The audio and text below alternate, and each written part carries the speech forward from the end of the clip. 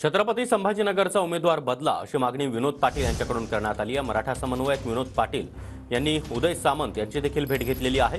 तातडीनं सर्वे करून मला उमेदवारी द्यावी अशी मागणी देखील विनोद पाटील यांच्याकडून करण्यात आली आहे। दरम्यान चर्चा सकारात्मक झाली आहे, मार्ग निघेल।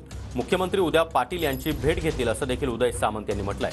दरम्यान विनोद पाटील यांनी फडणवीसांची देखील या संदर्भात नागपुरात भेट घेतली होती। तर महत्त्वाची बातमी आपण पाहतो आहोत। छत्रपती संभाजीनगरचा उमेदवार बदला अशी मागणी विनोद पाटील यांच्याकडून करण्यात आलेली आहे। आणि या संदर्भात अधिक माहिती देण्यासाठी आमचे प्रतिनिधी दत्ता कानवटे सध्या आपल्या सोबत आहेत। दत्ता, विनोद पाटील यांनी उदय सामंत यांची देखील भेट घेतलेली आहे, फडणवीसांची देखील त्यांनी भेट घेतलेली होती आणि महत्त्वाचं म्हणजे उमेदवार बदला अशी मागणी त्यांनी केली आहे।